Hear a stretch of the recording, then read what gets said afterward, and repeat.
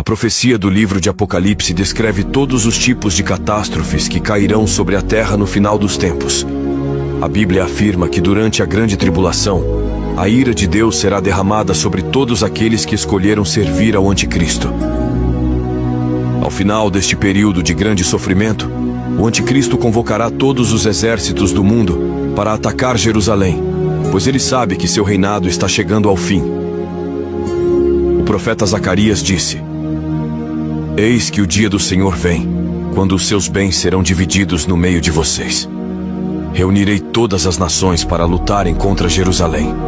A cidade será conquistada, as casas serão saqueadas e as mulheres violadas. Metade da população será levada para o exílio, mas o resto do povo não será tirado da cidade. Isso indica que a dor e o desespero que o povo judeu sofrerá com esse ataque do Anticristo serão incomparáveis, nem mesmo os anos do Holocausto e as décadas de guerras com outros países do Oriente Médio poderão ser comparados com o sofrimento que está por vir. Quando tudo parecer perdido e não houver mais esperança, Jesus e seus santos descerão do céu para salvá-los. Veja o que o profeta diz sobre esse momento. Depois, o Senhor irá à guerra contra aquelas nações, como ele fez no dia da batalha.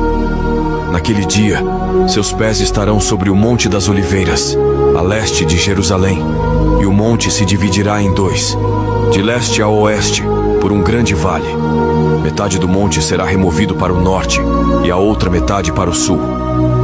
Após isso, o Senhor fará com que os soldados do exército do Anticristo sejam consumidos por uma terrível praga, em que seus corpos, olhos e línguas apodrecerão enquanto ainda estiverem em pé.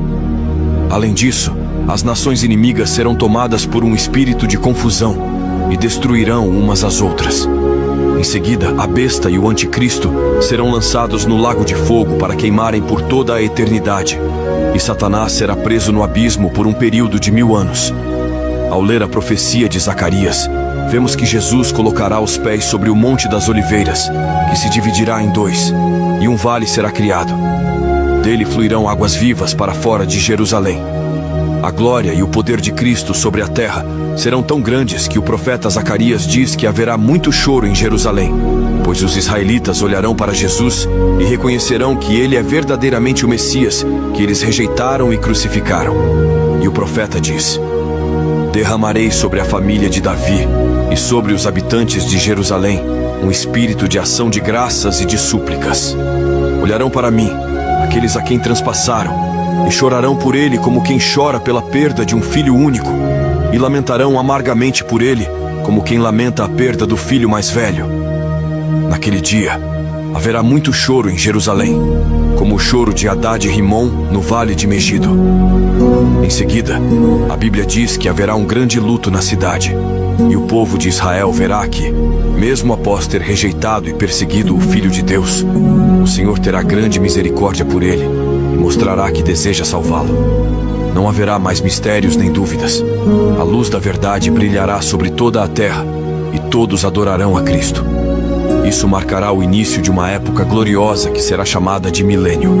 O Senhor fará de Jerusalém a capital do mundo e a elevará acima das colinas.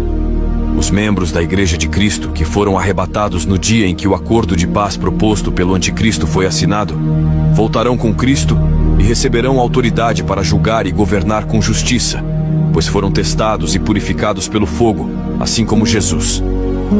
A Bíblia diz: Felizes e santos os que participam da primeira ressurreição. A segunda morte não tem poder sobre eles. Serão sacerdotes de Deus e de Cristo, e reinarão com ele durante 1000 anos. E todos aqueles que não se curvaram ao Anticristo e morreram defendendo e pregando a palavra de Deus, durante a grande tribulação serão ressuscitados e governarão juntamente com Cristo e sua igreja. Todos estes trabalharão em conjunto para assegurar que o mundo cresça em paz, harmonia, justiça e piedade. O milênio será um tempo de paz e harmonia, sem inimizades. Ninguém explorará o outro, ninguém roubará ou matará. E o governo de Jesus será exatamente como Deus pretendia que fosse antes de Adão e Eva pecarem. As pessoas viverão 100 anos e ainda parecerão jovens, e nem os animais precisarão matar uns aos outros para comer. você deve estar se perguntando: e quando os 1000 anos acabarem? Bem, por mais que o milênio seja um período em que a paz e a justiça reinarão sobre a terra, esse não é o objetivo final de Deus para a sua criação. Satanás foi preso, mas ainda não havia sido destruído. Então, o inimigo será solto de suas correntes por um curto período, e mais uma vez, fará tudo o que for possível para enganar as nações. Milhões o seguirão, e ele criará um exército poderoso para atacar Jerusalém mais uma vez. Mas o fim de Satanás chegará. Deus enviará fogo do céu e o derrotará, juntamente com seu exército. O diabo finalmente será lançado no lago de fogo e enxofre, onde estão a besta e o anticristo, e serão atormentados lá para sempre.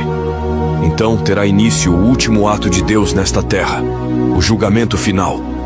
O apóstolo João teve a seguinte visão desse momento: vi um grande trono branco e aquele que nele estava sentado. A terra e o céu fugiram de sua presença, e não se encontrou lugar para eles. Vi também os mortos, grandes e pequenos, de pé diante do trono, e livros foram abertos. Outro livro foi aberto, o livro da vida. Os mortos foram julgados de acordo com as suas obras, conforme o que estava registrado nos livros. O mar entregou os mortos que nele havia, e a morte e o Hades entregaram os mortos que neles havia, e cada um foi julgado de acordo com as suas obras. A morte e o Hades foram lançados no lago de fogo. O lago de fogo é a segunda morte. Se o nome de alguém não foi encontrado no livro da vida, este foi lançado no lago de fogo. É maravilhoso imaginar que o milênio será um tempo de paz, justiça e alegria, onde as lágrimas e a tristeza não mais existirão. Mas as pessoas mais felizes desse período serão os membros da noiva de Cristo. Eles terão a maior recompensa porque fizeram o maior sacrifício, o de entregar a sua vida para Jesus e viver somente para Ele. Portanto, decida hoje mesmo fazer parte disso. Não permita que o pecado e as coisas que o mundo oferece ocupem o lugar do Senhor em seu coração. Garanto-lhe que, se você escolher seguir Jesus hoje, no futuro, durante o milênio, você será escolhido para reinar junto com Ele.